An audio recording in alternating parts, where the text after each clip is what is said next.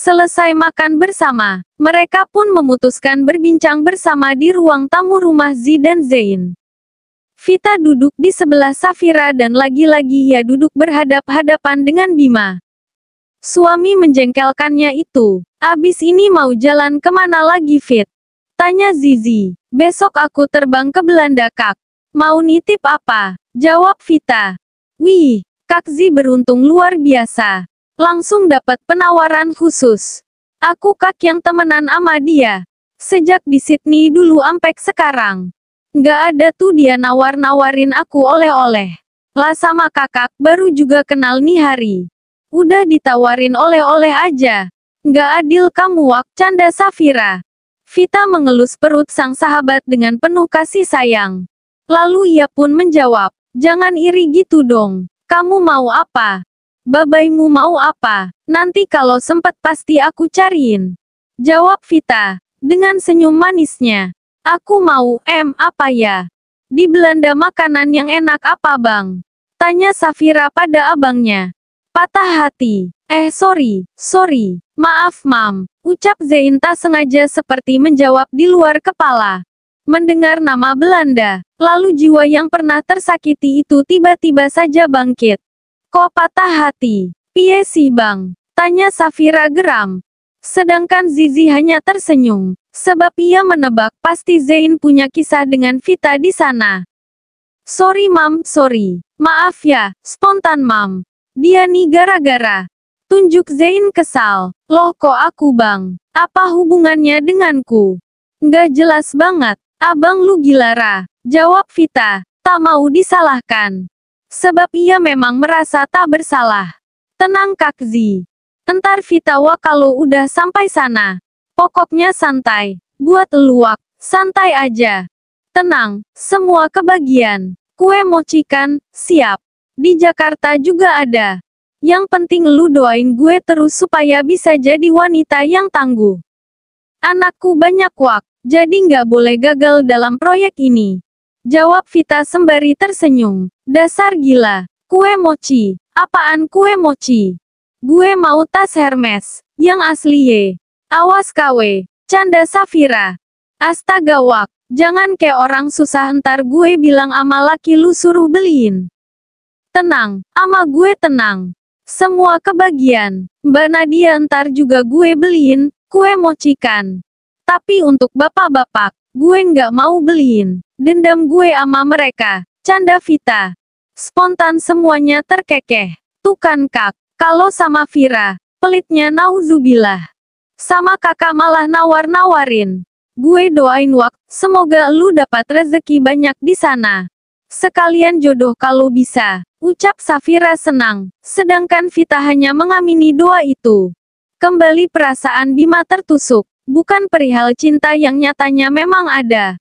Tapi lebih pada kenyataan yang kini menamparnya.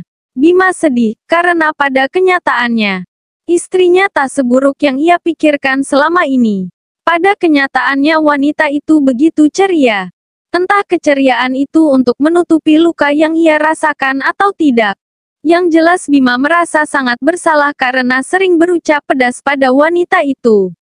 Pernah mengejek Vita sebagai wanita murahan, tidak tahu diri dan yang paling menyakitkan adalah ia juga sering membuat Vita menangis. Membuat mata wanita itu berkaca-kaca. Ya Tuhan, apa yang aku lakukan? Tuhan, beri aku kesempatan sekali lagi untuk membuat istriku bahagia. Tuhan, aku mohon. Ucap Bima dalam hati. Tepat pukul 2 siang waktu setempat. Vita berpamitan karena pesawat yang akan membawanya kembali ke Jakarta akan segera berangkat. Aku minta maaf semuanya. Aku harus pergi. Kapan-kapan aku main lagi ya. Vita mulai berdiri dan hendak menyalami semua orang. Seriusan Wak udah mau cabut. Astaga, gue masih kangen. Ucap Safira sambil memeluk sahabat terbaiknya itu. Iya, sorry ya. Abis wanita pekerja sepertiku harus on time. Kalau nggak bisa dipecat Pak Bos nanti. Jawab Vita sembari bercanda. Hilih, wanita pekerja konon. Kalau lu wanita pekerja, gue wanita apa? Safira melirik manja. Lu wanita cantik. Seorang istri solehah dan calon ibu yang mandiri. Puas. Vita tersenyum. Membalas senyuman sahabat karibnya ini. Kamu berangkat sama siapa, Fit? Sama Rehan. Tanya Zain. Rehan. Siapa lagi itu Rehan? Tanya Bima kepo. Iya, Bang. Sama Bang Re. Bang Juan juga. Kan mereka yang ngajuin proposalnya. Vita cuma ngekor aja. Hitung-hitung jalan-jalan, Bang. Jawab Vita merendah. Halah ngekor. Nggak ada sejarahnya yang pernah kerja sama abang itu bodoh. Abang tahu kualitas kamu, Fit. Jangan merendah, ucap Zain. Masih belajar, Bang. Astaga. Udah ah, makin panjang nanti ngobrolnya. Betah aku nanti. Nggak jalan-jalan. Ini Bang Re udah ribut. Suruh Vita cepetan. Jawab Vita. Selepas berpamitan dengan semua orang. Kini giliran Vita berpamitan dengan suami. Menyebalkannya itu. Meski ragu, Vita pun tetap mengulurkan tangannya pada Bima. Namun, tak mungkin baginya untuk melewati pria gagah itu. Meski jantungnya protes, Vita tetap mencoba tenang. Tak ucapan apapun yang keluar dari mulut mereka. Namun, gemuruh di dada Vita maupun Bima. Bisa sama-sama mereka rasakan. Tangan keduanya gemetar. Serasa begitu dingin, Bima menatap teduh ke arah sangat istri. Sedangkan Vita sendiri hanya menunduk tanpa berani menatap kata pria yang membuatnya gelisah ini. Selesai berpamitan, Ita pun melangkahkan kaki keluar dari rumah Zi dan Zain. Vita melambaikan tangan untuk semua orang yang ada di sana. Sayangnya ada satu hati yang tidak rela dengan kepergian wanita itu. Tak ingin kehilangan kesempatan ini. Bima pun akhirnya ikut berpamitan. Maaf, aku pamit ya. Assalamualaikum, ucap Bima seraya berlari keluar untuk mengejar Vita. Sedangkan semua orang yang ada di ruang tamu rumah itu hanya melogo dan saling menatap bingung. Fit, tunggu. Panggil Bima ketika melihat Vita hendak masuk ke dalam mobil. Vita yang melihat sang suami berlari ke arahnya tentu saja berhenti mematung seakan menunggu pria itu mendekatinya. Tunggu, kita harus bicara, pinta Bima. Bicara apa? Maaf aku udah telat. Tolak Vita. Aku antar, paksa Bima. Nggak usah, nggak enak sama pacarmu lah. Tolak Vita lagi. Tak ingin kesalahpahaman ini terus menyelimuti hubungan mereka. Bima pun meraih tangan Vita dan membawa wanita itu berjalan ke arah mobilnya. Ih, sebentar, jangan main tarik aja. Pinta Vita sembari memukul keras tangan Bima. Bima menghentikan langkahnya, lalu ia menatap tajam ke arah Vita. Aku mau kamu ikut aku. Kita pulang ke rumah. Aku ingin kita membicarakan masalah kita, Fit. Pinta Bima. Ih kok pulang? Pulang ke rumah. Rumah siapa? Mau bicara apa lagi? Kan semua keputusan udah kita ambil. Lagian kamu kan juga udah ada cewek. And I am fine. Kamu mau apa lagi sih? Vita menatap kesal pada sang suami. Bima pun demikian. Ia juga menatap Vita dengan tatapan marah. Karena Vita tak menurut kepadanya. Aku mau kita bicara tentang kita, Fit. Tentang rumah tangga kita. Ayo pulang. Aku nggak izinin kamu pergi sebelum masalah di antara kita kelar. Lagian apa yang dibilang Zizi itu nggak benar. Aku nggak lagi deket kok sama Nadia. Nadia itu udah ada tunangan. Bima benar-benar kekeh menginginkan sang istri ikut pulang bersamanya. Bahkan ia masih menggenggam lembut tangan sang istri. Bima tak ingin kecolongan. Pria ini memang marah dengan apa yang sang istri sembunyikan darinya. Bima menilai, Vita banyak menyimpan kebohongan di dalam pernikahan mereka. Ya aku nggak peduli. Kamu punya pacar apa enggak itu hak kamu. Toh kita sama-sama tidak menginginkan pernikahan ini. Jadi untuk apa kita mesti bicara? Mau bicara apa lagi? Balas Vita tak mau kalah. Karena pada kenyataannya, Bima dan dirinya berada di jalan yang berbeda. Fit please. Kita harus menyelesaikan ini. Apa maksudmu membiarkanku tenggelam dalam prasangka buruk terhadapmu? Kenyataan yang aku lihat sekarang berbanding terbalik dengan kenyataan yang aku pikirkan selama ini. Katakan kenapa kamu harus melakukan ini? Cecar Bima. Kamu jijikkan sama janda dan aku janda Bim. Bukankah itu sudah cukup untuk menjawab pertanyaanmu? Jawab Vita tegas. Dari mana kamu tahu itu? Aku hanya mengatakan itu pada mamaku. Dan sebenarnya itu hanya alasanku untuk menolak perjodohan ini. Aku nggak tahu bahwa wanita yang dijodohkan denganku adalah kamu. Aku pikir orang yang dijodohkan denganku adalah janda kecantilan yang nggak berakhlak. Kamu tahulah maksud definisi janda yang ada di pikiranku. Kalau kamu tersinggung dengan pemikiranku, oke, aku minta maaf Fit. Tapi aku mohon, pulanglah. Aku ingin memperjelas hubungan kita sekarang. Jawab Bima. Vita tersenyum sinis. Ternyata Bima begitu picik mendefinisikan arti seorang janda. Dari apa yang kamu katakan Bim, aku mengerti bahwa kamu marah padaku karena aku sama dengan janda yang ada di pikiranmu. Tetapi, sekarang setelah kamu tahu, mendengar dan melihat bagaimana aku sebenarnya, kamu menyesal.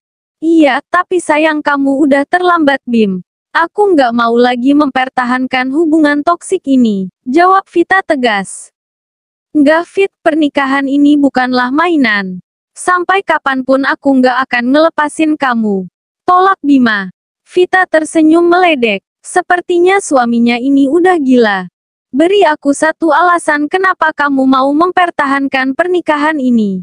Apakah karena aku tajir atau karena aku masih virgin? Pancing Vita. Nggak dua-duanya. Bahkan seandainya jika kamu adalah karyawan biasa ataupun sudah memiliki anak sekalipun. Aku nggak akan gentar Fit. Asalkan kamu bukan perusak rumah tangga orang lain. Karena menurutku, jika seseorang yang berani berada di tengah-tengah hubungan rumah tangga orang lain, itu adalah orang yang tidak punya hati. Dan fakta itu tidak aku temukan di dalam diri kamu. Nyatanya kamu bukanlah orang ketiga. Jadi aku pikir kamu masih punya hati Fit. Itu yang membuatku lega sekarang, jawab Bima jujur. Entahlah Bim, aku masih belum bisa memaafkan setiap kata yang kamu ucapkan untukku. Aku masih belum bisa memaafkan penilaianmu terhadapku. Kamu picik Bim dan aku tidak menyukai itu. Balas Vita. Tunggu sebentar, aku tanya sekali lagi. Dari mana kamu tahu kalau aku ilfil dengan janda? Aku hanya mengatakan itu pada mamaku loh, sumpah. Apakah kamu mendengarkan perbincangan kami? Atau, tanya Bima. Ya, aku mendengarnya. Aku mendengarnya langsung ketika kamu dan mamamu berdebat di rumah sakit. Jadi jelaskan sekarang. Kita berdua sudah berbeda. Bahkan sebelum kita dijodohkan Bim. Jadi biarlah pernikahan maupun perceraian kita menjadi rahasia kita berdua. Bukankah aku sudah bilang, aku akan menunggu sampai 100 hari kepergian Papa. Aku tidak akan menggugatmu sebelum itu. Dan, kamu bisa memanfaatkan kesempatan itu untuk menjelaskan pada orang tuamu bahwa kita memang tidak bisa bersama. Ucap Vita. Kali ini Vita tak ingin mengalah dengan apapun. Enggak Fit, sudah aku bilang aku nggak akan pernah ngelepasin kamu. Kamu dan aku sudah dijodohkan. Jadi kita nggak akan pernah pisah. Nggak akan pernah. Kamu dengar itu? Jawab Bima memaksa. Sudahlah Bim, percayalah, perpisahan adalah jalan terbaik untuk kita.